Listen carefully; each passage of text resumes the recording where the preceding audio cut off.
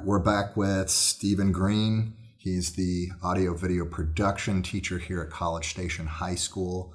And we're going to be talking about software. If you're wanting to add titles to your videos, or if you're wanting to add audio or do multi-camera, you're going to have some software.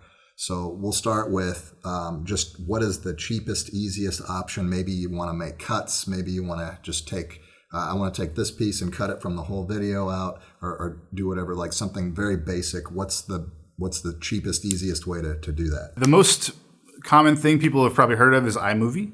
I don't think iMovie is free anymore. It was once upon a time, and now it's like a $5 app or something like that, or at least it was a few years ago when I last was using it. So most people think of iMovie as the quick and easy thing to use, and I highly recommend iMovie for anything you need to do that is simple. There are other similar options out there. You've got some version of Windows Movie Maker is still floating around that you can find, and it's one of those things where the more you pay, the more features and flexibility and tools you'll have at your disposal. But iMovie is probably pretty appropriate for most people's needs. If all you're going to do is record from one camera and all you want to do is trim out the extra stuff, right? Any kind of gaps between songs, or maybe I just want to isolate one song and make one video for that. Or I'm just cutting out the dead space. iMovie is going to do that for you. I would also recommend Adobe Premiere Rush, which is kind of the Adobe offering of a similar kind of, app. And those are both available on mobile devices like your phone or your iPad or any kind of tablet or mobile OS, something like that. So very cheap in comparison to something super fleshed out and fully featured, but will totally get you where you need to go if you're trying to do something fairly simple. Obviously, you can do your basic trimming, but if you've recorded some audio from a field recorder or something like that, and all you need to do is synchronize your video clip and your sound clip, it will let you do that very simply and easily. And that's probably enough for most people's needs.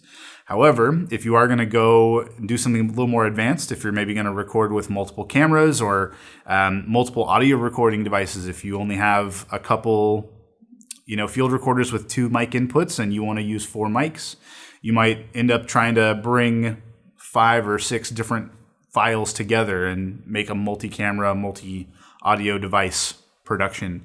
And at that point, you're definitely going to need to step up probably from something like iMovie if you want it to not take you an unreasonable amount of time to create your product, whatever that video is supposed to look like.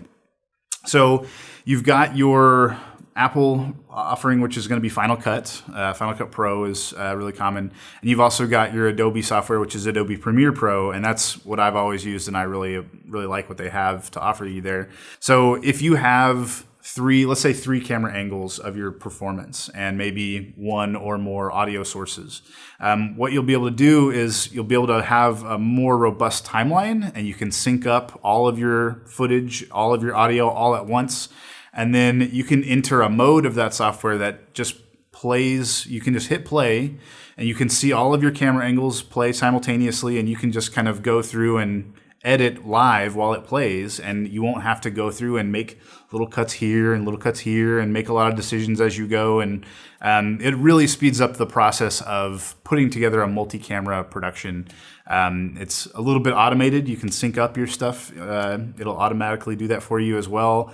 And that's really kind of the best way to tackle a multi-camera production, is to go with a software that can do all these automated syncing and multi-camera mode kind of options. And Final Cut and Adobe Premiere will both give you that. It does cost more than, say, just buying the iMovie app or Premiere Rush, something like that. But it's very possible that your school district will already have a license for one or both, or one or the other.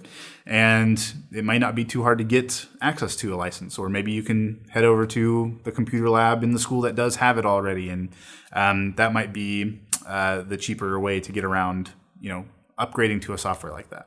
Try to do something complicated on a cheaper software package. It's probably going to take you more time than if you just learned how to do it, I guess, the real way, on a more powerful tool.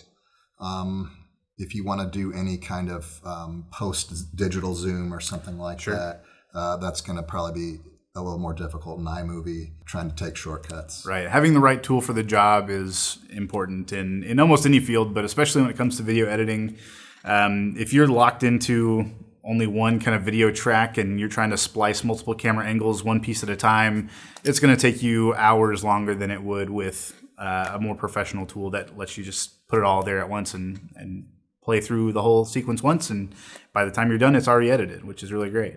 Having the right tool, I think, would also apply to what device are you going to edit on. So it may not be a big deal if you're doing something simple to use your phone or your iPad to do the editing, because like we said, iMovie and Premiere Rush, they're great little mobile apps. They can do a lot for you.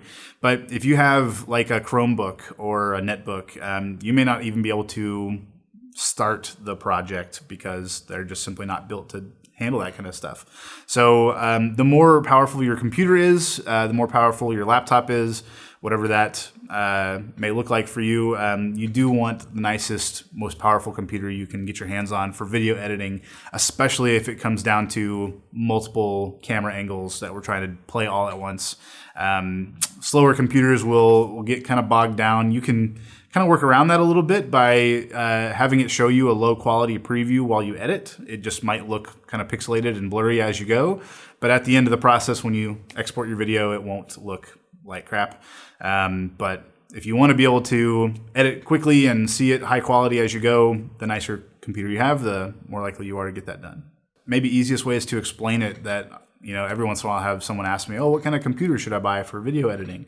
If it's marketed towards gamers, it's probably high-powered, and that might be the quick thing to look for, or at least something with similar specs, because I guess some of the gaming computers and laptops, they kind of look kind of sci-fi, and they got sharp edges and red glowing lights, and that's not relevant in any way for just getting some videos edited. But the gamer stuff tends to have higher-powered hardware, which will probably be more suited to video editing as well as gaming, but you get the right stuff under the hood, I gotcha. Yeah, it's kind of weird for like an adult to own something that's flashing lights and that kind of thing. Sure, maybe it's good to look at the gaming laptop and then try to match those specs with something that looks more professional.